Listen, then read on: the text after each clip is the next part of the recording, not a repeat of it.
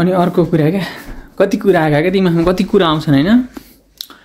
अनि अर्को कुरा कुनै बेला हैन पैसा भनेर दौडिन्छ नि त जीवनमा, हामी सबै दौडिन्छौँ किनकि पैसाले यस्तो खटपटी ल्याउँछ जिन्दगीमा। पैसा बेगर यस्तो कुरा यस्तो समयबाट गुज्रिनुपर्छ, पैसा सब थोकको जस्तो फिल हुन्छ गराउँछ नि हैन एउटा मोडमा। तर अर्को यस्तो मोड पनि आउँछ नि, यस्तो मोड आउँछ जिन्दगीमा त्यो पैसा केही होइन रह भन्ने बेला पनि आउँदो रहेछ क्या, कहिले आउँछ क्या।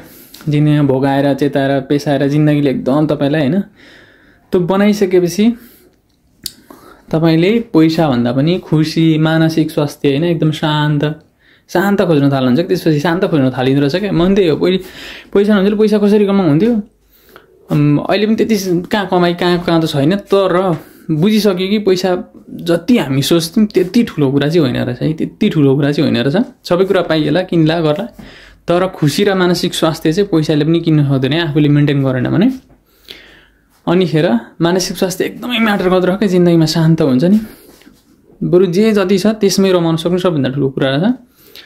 आफ्नो मन परेका मान्छेसँग बस्नु हैन, खुसी बनाउन सक्नेसँग, आफूलाई टाइम बितेको पत्तै नहुने मान्छेसँग बस्यो, अलिकति खायो, त्यति नै जिन्दगीको एउटा हुन्छ नि सन्तुष्टि चाहिँ त्यहाँ रहेछ है, एउटा खुसीको बिन्दु भन्ने कुरा चाहिँ।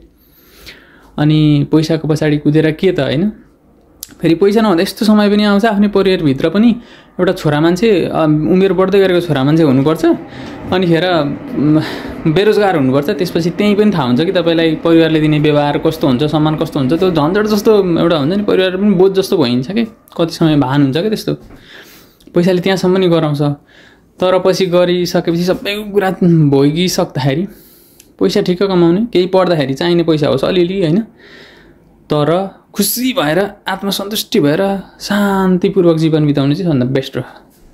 त्यही भएर घरिघरि लाग्छ क्या हुन्छ नि आमामा जोगीमा छ कि क्या भविष्य मेरो भनेर है।